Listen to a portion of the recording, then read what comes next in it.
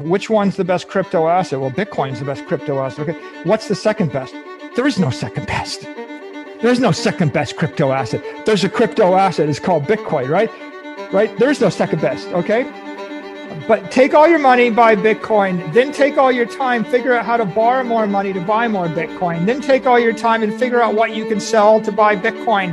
And if you absolutely love the thing that you don't want to sell it, go mortgage your house and buy Bitcoin with it. And if you've got a business that you love because your family works for the business that's in your family for 37 years and you can't bear to sell it, mortgage it, finance it, and convert the proceeds into the hardest money on earth, which is Bitcoin. Neste novo módulo, nós vamos começar a falar sobre o Bitcoin em si. Nós vamos começar desde as suas raízes, vamos entender de onde ele veio, o porquê dele ter sido criado e como que ele representa uma mudança profunda nos conceitos que nós temos sobre dinheiro. Vocês lembram que nós, na aula anterior, falamos sobre o que é o dinheiro, para que ele serve e quais são as características intrínsecas a ele, ou que pelo menos ele deveria ter, que na nossa sociedade atualmente o dinheiro não exerce o papel dele corretamente. E o que o Bitcoin vai solucionar? Por que o Bitcoin foi criado, né? Quais são os problemas da sociedade e da economia que ele vai resolver? São esses conceitos que nós temos que entender para a gente não querer especular em cima do Bitcoin, porque ele não é uma moeda para isso, na verdade, ele não é dinheiro para isso. O Bitcoin, ele é uma forma de propriedade digital. Assim como nós falamos no exemplo de que as gerações anteriores diziam que elas não erravam quando compravam terrenos e imóveis, certo? Por quê? Terrenos e imóveis são propriedades. A moeda, ela não é uma propriedade. A moeda, ela é algo que é mais efêmero.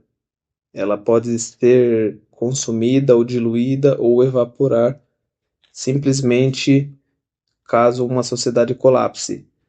Uma propriedade já não. Então, o Bitcoin ele se assemelha a uma propriedade, só que digital. E por que ele é uma propriedade? Vocês vão ver isso. Justamente porque ele é algo que não pode ser, ele é imutável, ele não pode ser mudado, não pode ser alterado. Só que é uma coisa difícil de compreender porque ele está no meio digital. Alguém pode se perguntar, e se a internet acabar? E se a energia acabar? Se isso acontecesse, o Bitcoin seria a última das coisas que a gente ia se preocupar, concorda? Porque todo o sistema financeiro, toda a sociedade colapsaria e o Bitcoin ainda continuaria intacto, e assim que retornassem os dados, você conseguiria transacionar normal, porque a sua rede Bitcoin, ela continua salva, por exemplo, em um pendrive. Nós vamos entender todos esses conceitos. Mas a primeira coisa que a gente tem que ter em mente é que o Bitcoin é uma propriedade digital. E isso já vai esclarecer e diferenciar muitas coisas que nós pensamos erroneamente quando não entendemos sobre esse assunto. Primeiro, a gente tem que ter em mente que o Bitcoin ele não surgiu do nada. Como a gente comentou no vídeo passado sobre a história do dinheiro, as dificuldades que o dinheiro trouxe e a evolução da moeda resolvia um problema da moeda anterior, porém ela tinha um outro problema a ser resolvido dela mesma. E no caso da nossa moeda atual, a moeda fiduciária, ela gerava o problema que era a privacidade e a liberdade financeira que as pessoas não tinham. Então, o Bitcoin, ele surgiu como o resultado de décadas de pensamento crítico e analítico. As pessoas estavam fazendo experimentos em criptografia para buscar ter essa privacidade e essa liberdade financeira. Para entender isso, a gente vai precisar de retroceder aqueles 40 anos que nós comentamos anteriormente. Vamos na década de 80, aproximadamente, para a gente poder entender as raízes filosóficas e técnicas do Bitcoin. Nós tivemos um movimento chamado cypherpunk. Então nós vamos entender o contexto histórico disso. O movimento cypherpunk foi criado aproximadamente ali pela década de 80 e 90. E ele era uma resposta direta que as pessoas tentavam fazer com preocupação em relação à privacidade e à vigilância. Isso porque o mundo estava se digitalizando cada vez mais e mais rápido. Por mais que aqui no Brasil, nessas décadas, a tecnologia era um pouco escassa, nos Estados Unidos e na Europa já eram mais avançadas do que aqui.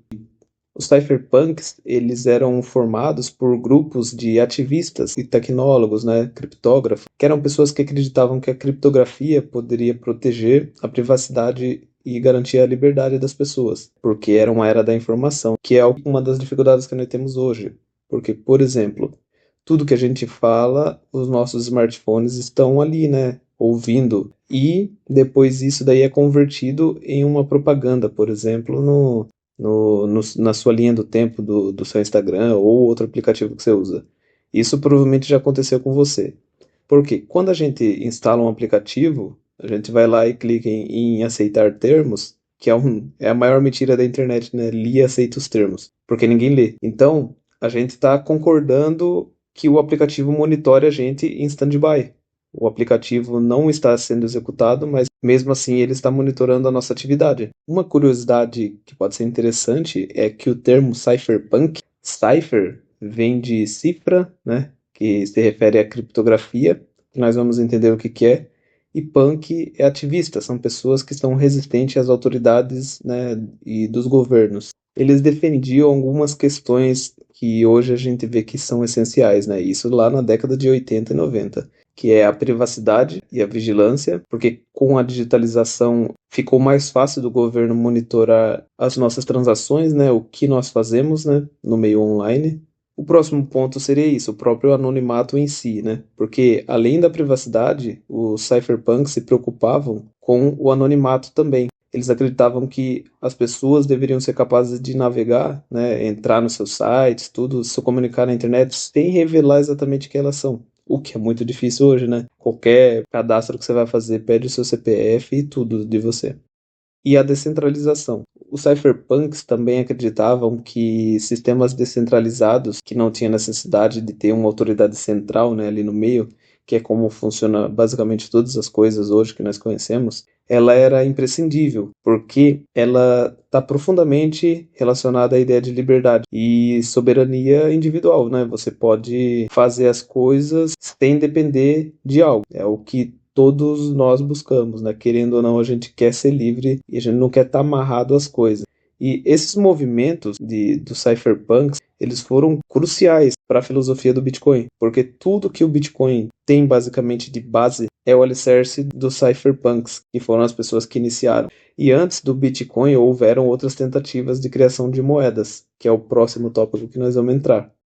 Com isso, com essa ideia de criptografia e a evolução digital que nós estamos tendo, surgiram novos métodos, novos pensamentos e tentativas de criar uma forma de dinheiro digital, sem a necessidade de um intermediário centralizado, né? Que foi lá pela década de 80 e 90 ainda. Durante esse movimento cypherpunk, algumas pessoas foram tentando criar essa ideia de um dinheiro digital. Lá para meados de 89, mais ou menos, o David Shaw, ele tentou criar uma moeda chamada DigiCash. Ele era um criptógrafo também, né? Era um cara que entendia bastante assim de privacidade, e ele foi um dos primeiros a tentar criar essa forma de dinheiro digital, que seria esse DigiCash. Então, ele introduziu o conceito que a gente tem hoje de blind signatures, que seria as assinaturas cegas.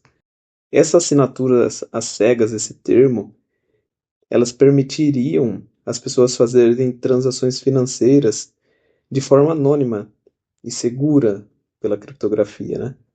Então, o DigiCash, essa tentativa de moeda digital, ela se baseava na ideia de que os usuários podiam usar e realizar os pagamentos eletrônicos, né, com privacidade. Hoje nós aproveitamos esse modelo bastante. Embora ela fosse uma solução inovadora, ela exigia, né, ainda muita confiança em uma entidade centralizada, né, que no caso seria uma empresa que ele criou, a empresa DigiCash, queria emitir e controlar, né, esse dinheiro. Então, ainda assim, tinha o problema de alguém estar no meio, né, que é o que a gente tem hoje, que são os bancos. Também foi tentado criar uma outra moeda, essa já foi um pouquinho depois, em 98, que era o B-Money.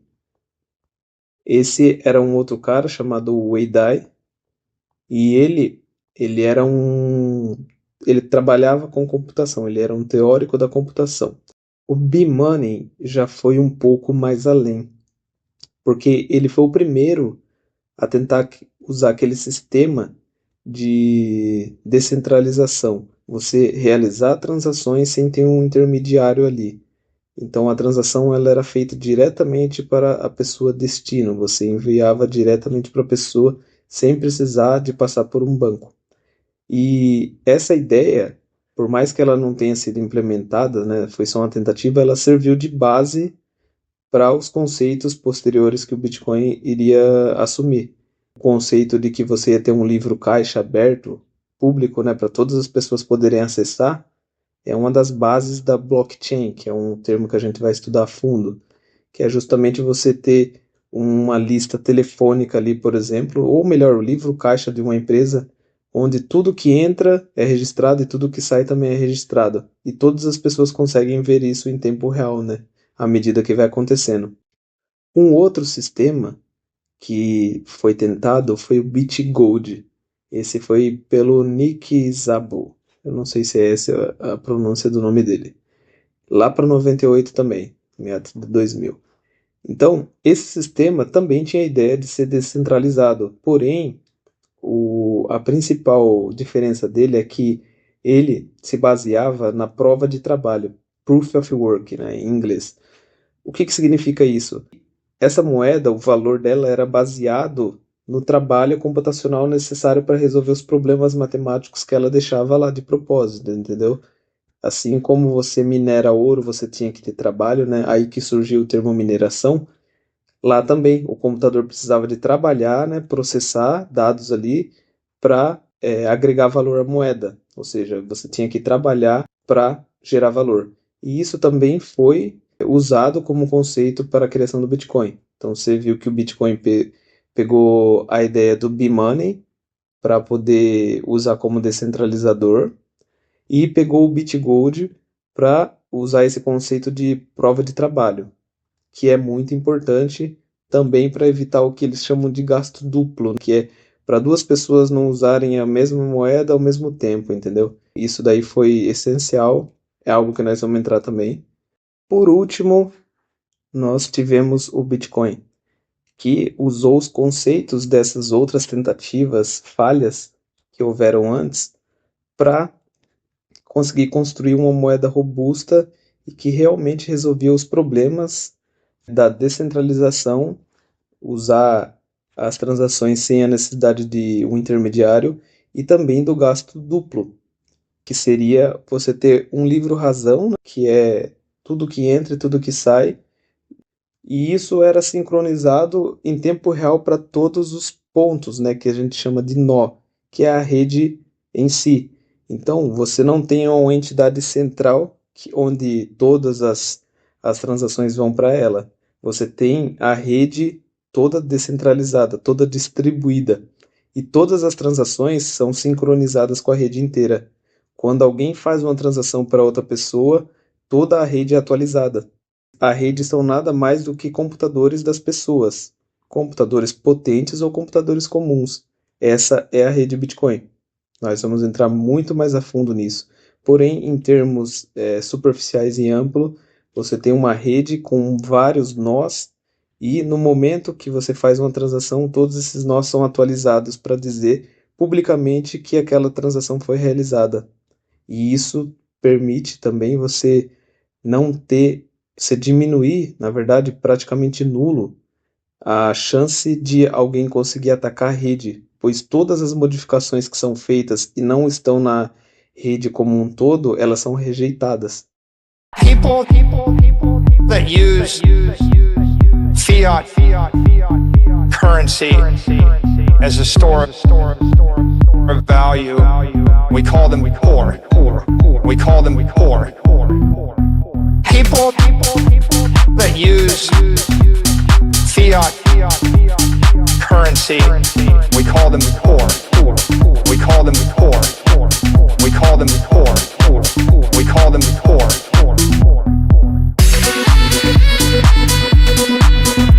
There's a name for them. We call them